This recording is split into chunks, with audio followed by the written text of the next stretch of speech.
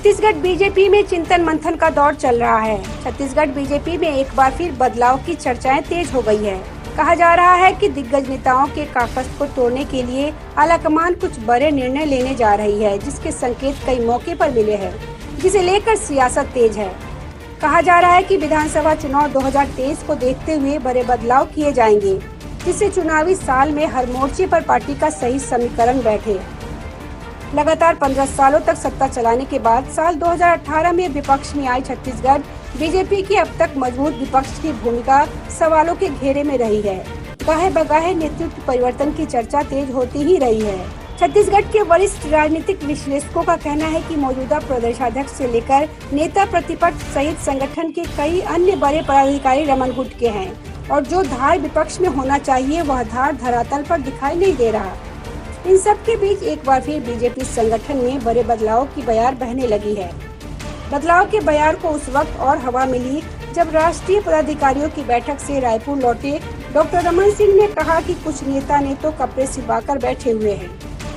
BJP में बदलाव के इस बयार पर कांग्रेस चुटकी लेते हुए कह रही है कि बीजेपी संगठन ताश के 52 पत्तों की तरह है, जिसे भी जिम्मेदारी दी जाए सब के सब दागदार हैं। छत्तीसगढ़ प्रदेश कांग्रेस कमेटी के संचार प्रमुख सुशील आनंद शुक्ला का कहना है कि बीजेपी नेतृत्व किसी को भी दे, लेकिन हाल जस का तस ही रहना है, क्योंकि छत्तीसगढ़ बीजेपी के सभी नेताओं का हाल एक जैसा ही है। दरअसल बीजेपी संगठन में जिम्मेदारों के कार्यों से संगठन आलाकमान बेहद ही नाराज चल रहा है। युवा मोर्चा हो या महिला मोर्चा, दोनों के प्रमुख जिम्मेदारों को कई बार फटकार लग चुकी है, मगर इसका व्यापक असर दिखाई नहीं दे रहा। इन सब के बीच जो चर्चा है वह यह कि प्रमुख पदों से औसत नेताओं की छुट्टी होगी। कार्यकारी पद देने की भी तैयारी में बीजेपी आलाकमान है।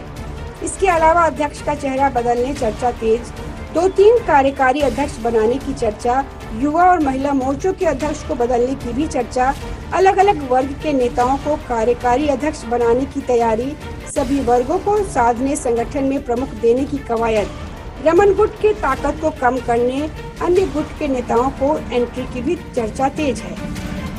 इन तमाम बड़े बदलाव की चर्चा के बीच बीजेपी प्रवक्ता संजय श्रीवास्तव कहते हैं कि बीजेपी संगठन कांग्रेस के बयानों पर या मीडिया की चर्चा पर नहीं बल्कि फीडबैक के आधार पर कार्य करती है।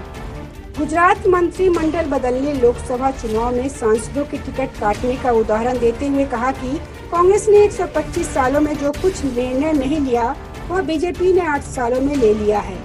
Bureau report, public news.